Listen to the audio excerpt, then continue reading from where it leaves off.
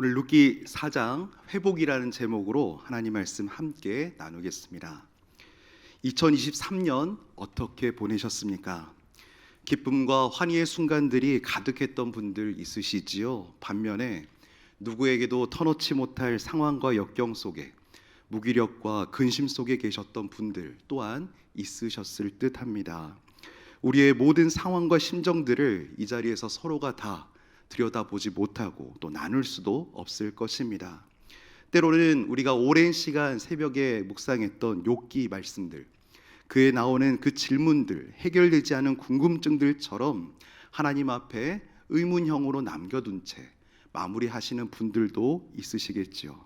한 해를 되돌아보며 그 모든 여러 가지 마음들을 이 시간 하나님 앞에 나와 하나님께 맡길 수 있는 시간 되기를 소망합니다.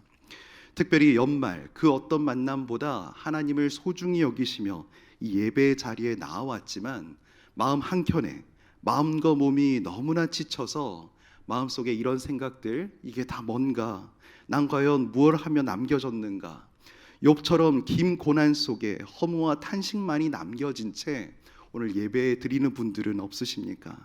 오늘 그런 분들 행여 있으시다면 오늘 룻기의 이 마지막 장 말씀을 통하여서 오늘 회복의 메시지, 소망과 기대의 메시지가 새겨질 수 있기 바랍니다. 오늘 설교 제목이 회복입니다. 뭐가 회복입니까? 룻기의 시작을 기억하십니까? 나오미 가족의 장례식, 사랑하는 이들의 죽음 소식이 연이어 터졌습니다. 시작은 장례식이었으나 룻기 마지막은 결혼식과 출산 소식으로 끝이 납니다. 시작은 흉년과 기근이었으나 끝은 풍성함으로 맞춰집니다. 잃어버림으로 시작했다가 되찾는 걸로 끝나게 됩니다. 룻은 외로운 이방인으로 시작했다가 언약을 맺은 함께하는 백성들 사이에서 마치게 됩니다. 소망 없던 여인으로 시작했던 룻은 예수님 족보에 이름이 오르는 여인이 됩니다. 나오미는 그 모든 기쁨과 이름의 의미를 잃어버렸던 이 나오미는 그 본연 이름의 뜻대로 기쁨과 즐거움, 행복을 되찾는 모습으로 끝이 나게 됩니다. 맥추절, 오순절에 하나님의 행하실 추수를 기대하며 많은 유대인들이 이 룻기를 묵상했다고 하지요. 오늘 한 해를 마무리하며 결산짓는 연말, 이 룻기 말씀들을 통해 하나님의 행하실 새해, 새로운 일들, 회복시키시고 새롭게 하게 하실 그 하나님을 기대할 수 있는 주님의 성도들 될 수 있기 바랍니다. 오늘 이 룻기의 마지막 장, 특히 보아스의 선택과 그 행동들을 통해 하나님께서 무엇을 어떻게 하나님께서 회복시키시기를 원하시는지 그 과정을 우리가 면밀히 살펴보면서 하나님의 구체적인 나를 향한 메시지를 정리하고 마음에 새기시는 시간 되시기를 간절히 소망합니다. 먼저 첫 번째 주목해서 보실 보아스의 선택, 그 첫 번째입니다. 오늘 보아스는 사장에서 회복의 온전한 과정으로 나아가고 있습니다. 먼저 이 4장 사건을 다루기 위해 짧게 룻기 3장 사건을 말씀을 드립니다. 룻이 보아스를 찾아가서 노골적인 청혼을 앞서 했지요.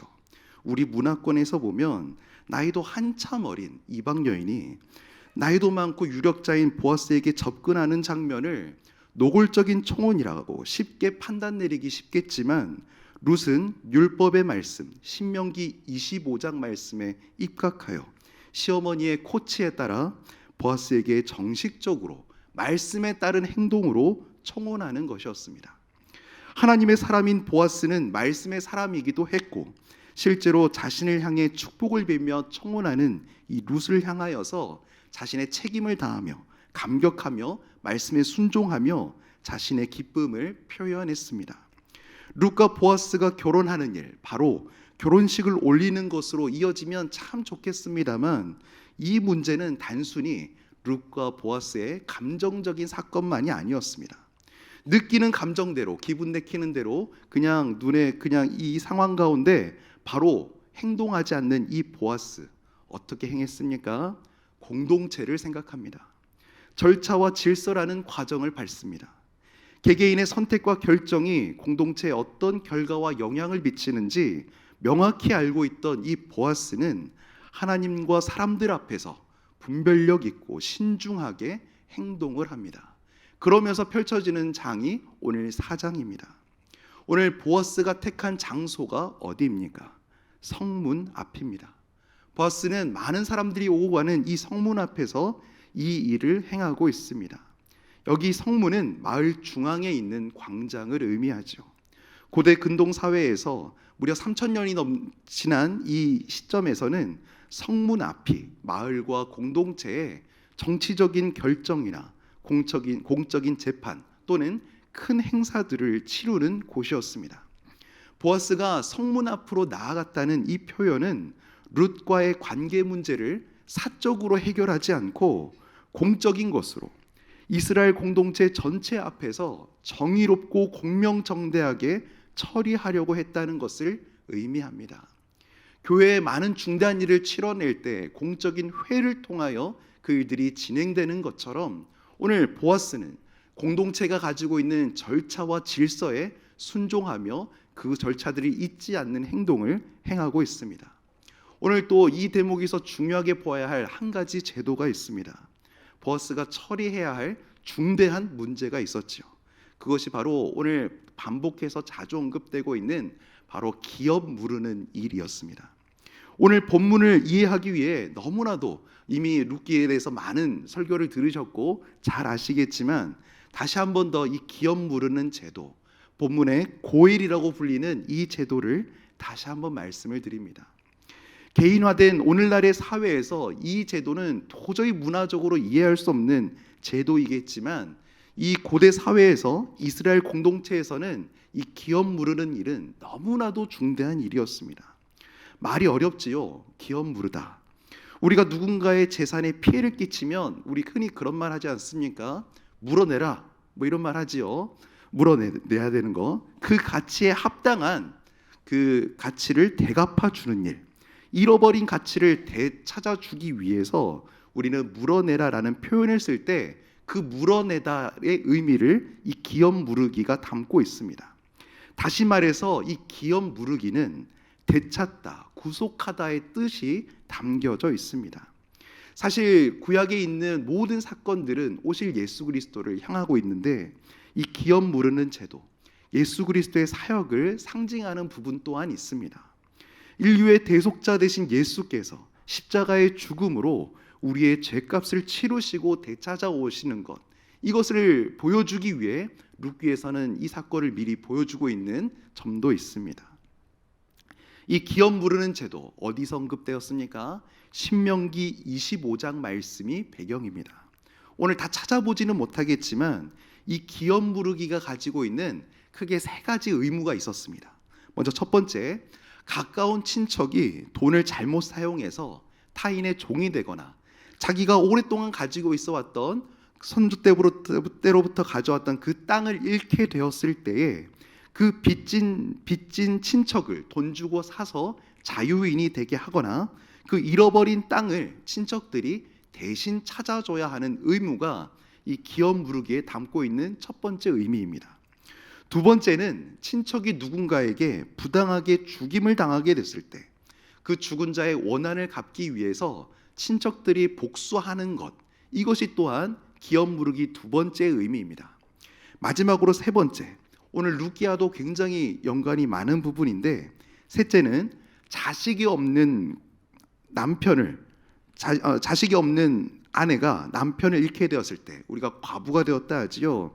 이 과부가 되었을 때 이 과부와 결혼하여 자신을 대신 낳아주는 것, 이것이 이 기업 무르기가 가지고 있는 세 번째 의무였습니다. 우리가 그 시형제 결혼법이라고 알고 있죠. 형제들이 함께 사는데 그 중에 하나가 죽고 그 형님이 죽고 아들이 없이 죽으면 그 형님의 아내는 그 동생과 다시 결혼해서 그 아이를 낳게 하는 것. 오늘날의 문화로는 이게 3000년 전의 일이기 때문에 도저히 이해가 되지 않지만 사실 이것이 고대 사회에서는 굉장히 중요한 제도였습니다. 오늘 이 기업 무르기의 첫 번째, 세 번째 의무가 오늘 룻기에서 구체적으로 적용되는 점입니다. 고대에는 오늘날만큼 법 제도가 이렇게 잘 갖춰졌다거나 사회복지 제도가 갖춰진 게 아니었지요.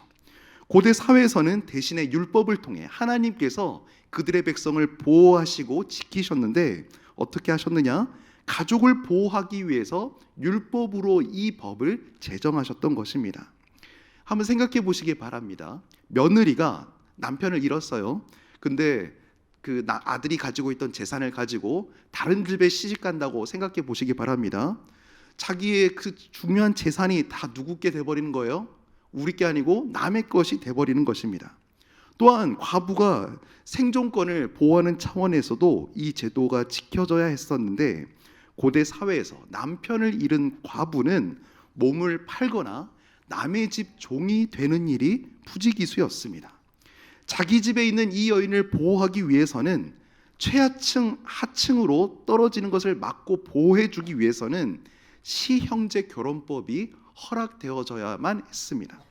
다시 말해서 율법을 통해 이스라엘 공동체를 통해 이 일들을 지킴으로 하나님께서는 여인들을 보호하셨던 것이죠. 다시 쉽게 말씀드린다면 이 고엘 제도, 기업 무르는 제도를 통하여서 오늘날의 시선으로는 이해가 되지 않겠지만 그 당시에 사랑과 보호하는 하나님의 제도적인 장치였습니다. 공동체가 약한 자를 책임지고 약한 자를 돌보기 위해서 친척들이 손해를 감안해야 했다는 것, 이것이 이 제도의 핵심이었습니다. 결국 3장에서 룻이 보아스에게 요청한 것이 무엇이었느냐?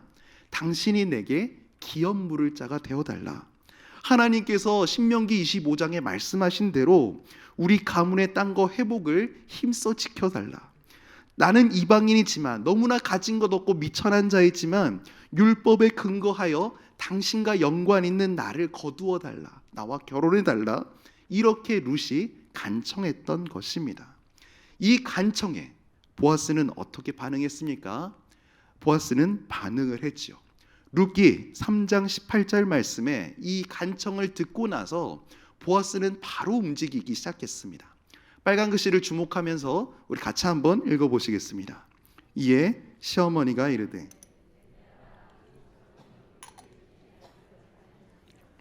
그 사람이 오늘 이 일을 성취하기 전에는 쉬지 아니하리라 하니라. 아멘. 올 한 해 여러분은 하나님께 어떤 기도와 간청을 올려드리셨습니까? 하나님은 우리 기도에 바로 응답하시는 분이십니다. 간절한 우리의 기도를 나몰라라 하지 않으시고 그분의 자녀인 우리의 간절한 기도 제목에 올 한 해도 신실하게 응답하시고자 쉬지 아니하시고 일하신 하나님이심을 기억하시기 바랍니다. 오늘 이 룻은 그렇게 간청했을 때에 보아스가 바로 움직이지요. 기도를 하고 하나님이 하실 일을 기다리는 성도의 모습처럼 룻은 보아스에게 간청을 했고 보아스는 움직였습니다. 쉬지 않고 문제를 해결하기 위해 보아스는 오늘 본문에서처럼 베들레헴 재판소와 같은 그 성문으로 나아갔습니다. 하나님께서 룻과 그의 가정을 회복시켜 나가실 때에 보아스라는 귀한 만남의 축복을 허락하시고 하나하나 믿음으로 도전하고 행하시려고 하니 어떤 일이 일어납니까? 때마침 성문으로 나갔을 그 때마침 누구를 만나요? 바로 그 기업 물을 자기보다 우선권이 있는 기업 물을 자를 만나게 됩니다. 우리가 믿음으로 행할 때 하나님이 주시는 감동에 따라 믿음으로 행할 때 어떤 일들이 일어납니까? 오늘 이 본문처럼 때마침 하나님께서 하시는 역사가 우리에게도 있는 줄 믿습니다. 올 한 해를 되돌아보실 때 여러분에게 어떤 일들이 있으셨습니까? 그저 그랬습니다. 별반 다르지 않는 한 해였습니다. 이런 분들도 있으시겠지만 그저 그래 보이는 그 한 해 동안 하나님의 수없는 간섭하심과 일하심, 쉬지 않고 일하신 그 하나님의 역사를 통하여서 때마침 역사하시는 그 은혜로 인하여 오늘 이 자리에 우리가 이렇게 예배드리고 있는 줄로 믿습니다. 하나님의 일들을 행하는 열심만 있으면 어떻게 되겠습니까? 하나님이 주관하시고 하나님께서 도우셔야지만 역사가 일어난다는 사실, 하나님의 주권적인 일하심이 없이는 이룰 수 없는 일이 없다는 사실을 우리 꼭 기억하면서 또 올 한 해 하나님의 은혜에 감사할 수 있는 시간들 될 수 있기 바랍니다. 오늘 이제 두 번째로 주목할 부분입니다. 보아스의 선택 두 번째입니다. 위기의 순간이 찾아오는데 이때 보아스는 바보의 길을 선택합니다. 보아스는 차례차례 절차를 밟습니다. 우연히 이제 문제를 해결하게 하시려고 하나님께서 보아스보다 앞선 기업 물을 우선권자를 만나게 하시죠. 그리고 이 우선권자와 담판을 짓기 위해 대화를 나눕니다. 10명의 장로들 앞에서 만약 당신이 기업을 물으지 않겠다고 하면 다음 순번인 보아스 자신이 기업을 물으겠다, 내가 룻을 책임지겠다, 이런 내용을 전달했습니다. 이미 룻의 간청을 받았던 보아스는 어떤 대답을 예상하고 기대했겠습니까? 기업 물을 자 아무개라고 나오지요. 이름이 기록되지 않습니다. 이 보아스의 말을 듣고 당신이 책임지지 않으면 내가 기업 물으겠다라고 하니까 이 사람이 뭐라고 얘기해요? 내가 물인다, 내가 우선권자다, 내가 물으겠다라고 말을 합니다. 한번 보아스 입장에서 이 상황을 생각해 보시기 바랍니다. 지금 이제 룻을 책임지고 룻의 기업을 내가 대신 받을 것으로 생각했는데 기업 물을 우선권을 가진 사람이 자신이 기업을 물으겠다고 선언해버린 상황입니다. 보아스는 원칙대로 절차대로 질서에 따라 행하려고 했는데 낭패를 맞이한 것입니다. 보아스의 입장에서는 가슴이 철렁 내려앉은 것과도 같은 상황이겠죠. 보아스가 기업 물으는 자가 되고 싶었는데 우선순위를 가진 자가 너 아니야, 내가 먼저야 라고 하면서 자기의 우선권에 자기 권리를 먼저 얘기한 상황입니다. 그랬더니 이 보아스가 때를 놓치지 않고 그 사람에게 말을 건넵니다. 우리 5절 말씀 천천히 함께 읽어보시겠습니다. 보아스가 이르되 내가 나오미의 손에서 그 밭을 사는 날에 곧 죽은 자의 아내 모압 여인 룻에게서 사서 그 죽은 자의 기업을 그의 이름으로 세워야 할지니라 하니, 보아스가 상세히 설명하는 내용입니다. 쉽게 말씀드리면 야, 너가 땅만 취하는 게 아니라 기업을 물으는데 너는 많은 돈을 써야 될 거야. 나중에는 너가 나오미 죽으면 다 네 땅 될 것 같지? 아니야. 룻도 책임져야 되고 룻에게서 나오는 자녀도 네가 책임져야 되고 결국은 그 모든 상속을 다 네 자녀가 아니라 저들의 자녀의 저들의 이름으로 네 이름은 없어지고 저들의 이름만 남을 거야 라고 보아스가 상세히 설명한 내용입니다. 기업 물을 자가 그 내용을 듣고 보니 자기의 예상과 다르게 내가 좀 더 이득을 취할 줄 알았는데 이득 보는 게 없는 거예요. 다 손해보는 거예요. 율법은 온데간데 없고 이제 그 자기의 기준에서 답변을 합니다. 룻기 4장 6절 말씀, 우리 이 아무개가 대답한 내용을 주목하시면서 함께 읽어보시겠습니다. 그 기업 물을 자가 이르되 나는 내 기업에 손해가 있을까 하여 나를 위하여 물으지 못하노니 내가 물을 것을 네가 물러라, 나는 물으지 못하겠노라 하는지라. 아멘. 어떤 내용입니까? 기업 물을 자가 땅만 살 줄 알았는데 다른 책임들을 다 해야 되니까 더 많은 손해와 피해가 갈 것 같으니까 계산기를 두들겨 보고 손해가 예상되니 나 이제 안 할래, 네가 감당해, 마음을 바꿔버리는 내용입니다. 이 룻기 어느 시대입니까? 사사시대입니다. 대부분의 사람들이 각자 소견에 오른 대로 자기 기준에 따라 자기 뜻에 맞춰 자기의 이익을 따라 행하던 그런 시대였죠. 하나님의 율법을 저버린 시대였습니다. 원래 자신은 손해를 입을 수밖에 없도록 하나님의 법이 그렇게 제정되어 있어서 서로의 약한 부분들을 감싸 안고 보호하며 지켜주는 율법인데 자기보다 약하고 상한 친족과는 상관없이 자기에게 피해가 가고 자기에게 득이 되지 않으니까 헌신과 희생은 온데간데 없고 무시해버리고 마는 행동이 오늘 기록되고 있습니다. 기업 물을 권리를 포기했다는 의미로 어떻게 하지요? 본문에 읽으셨다시피 신을 벗습니다. 자신의 책임을 다하지 않고 기업 물을 의무를 저버리며 신을 벗는 모습은 당시 사회에서 지극히 창피를 당하는 행동이었습니다만 오늘 이 아무개라고 불리는 이 이름 없는 자, 이 기업 물을 우선순위에 있는 이 사람은 이 일들을 서슴지 않고 행합니다. 율법에 상관없이 자기 이익과 기준에 따라 아무개는 책임을 회피하며 보아스에게 인계를 하고 있습니다.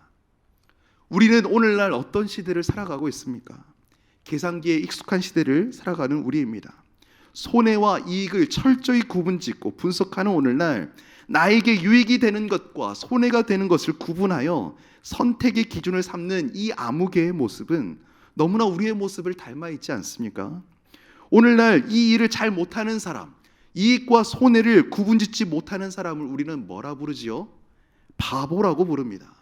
손해를 보는 관계나 상황이 있다면 바보가 되지 않도록 언제든 가차없이 관계도 내던져버리고 중요한 가치도 뒤로 해버리면서 이익이 되지 않으면 신앙마저 내던져버리는 그런 시대를 우리가 살아가고 있습니다.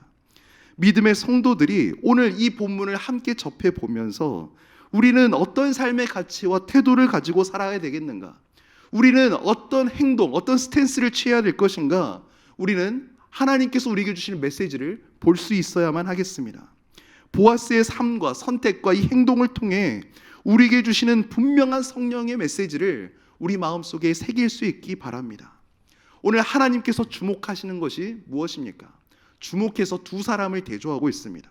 오늘 본문에서 대조하는 극명한 인물 두 사람, 한 명의 이름은 무엇인가요? 기록되지도 않았습니다. 이름이 아무개로 불리는 사람입니다.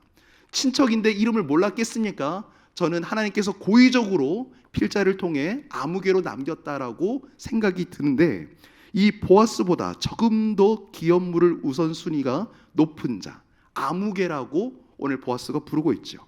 반면에 이 아무개와 대조되는 한 사람 누구이죠?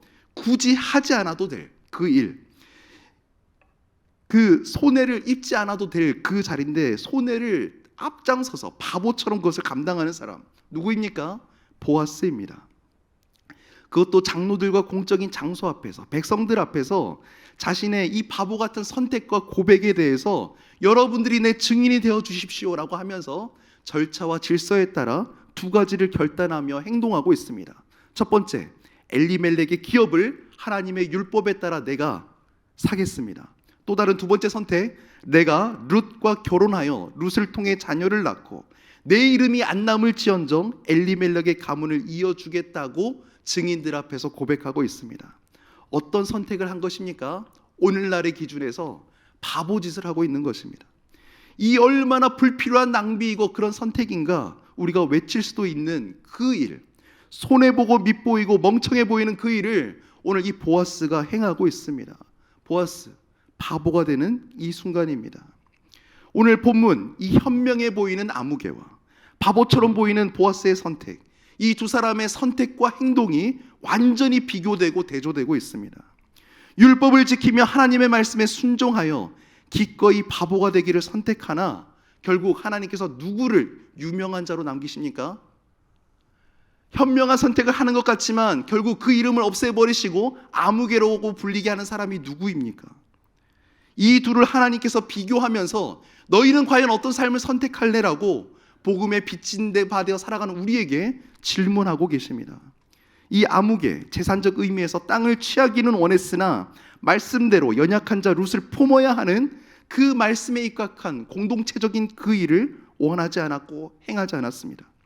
자기의 소유에 해가 될 것을 염려하고 두려워했습니다.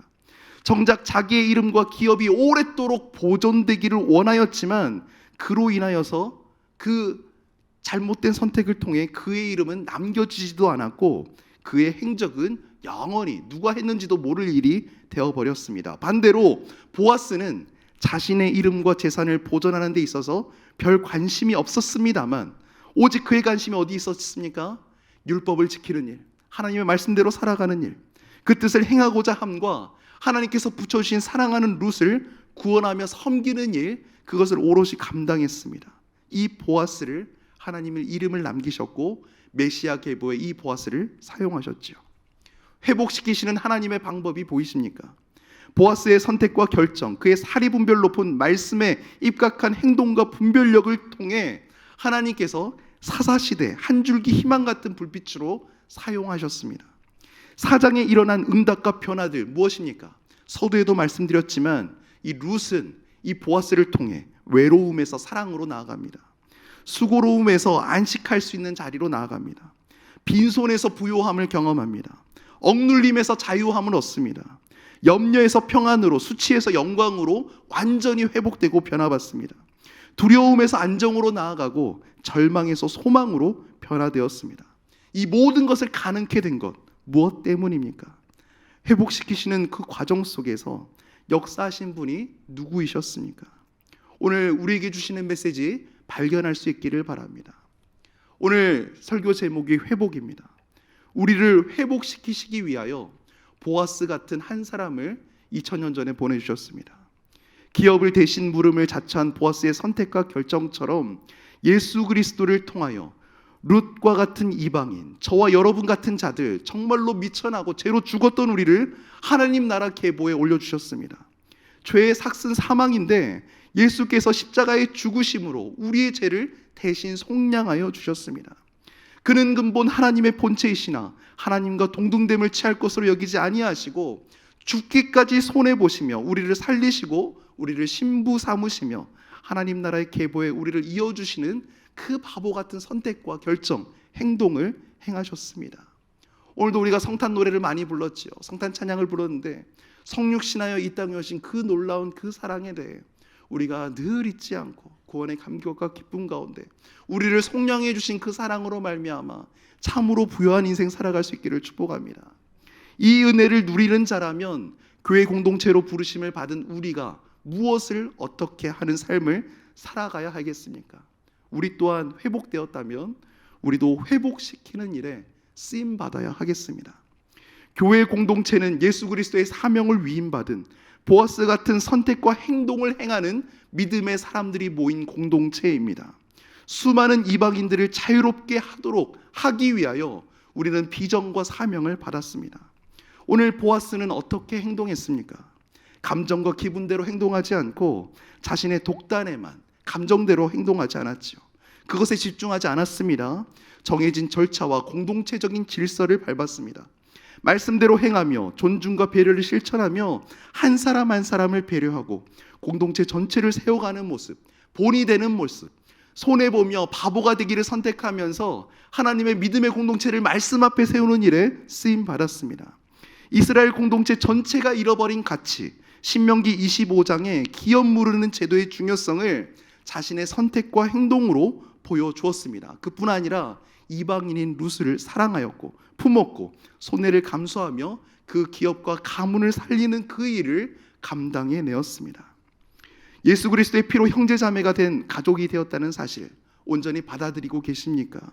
우리가 그 사실을 기억한다면 연말 연시를 맞이하면서 우리 주변에 죽어가는 이방인들, 룻과 같은 자들에 대하여 우리는 무감각할 수 없을 것입니다. 각자 소견에 옳은 대로 살아가던 암흑가도 같은 사사시대에 룻과 보아스의 이 선택과 결정들은 참으로 우리에게 시사하는 바가 큽니다.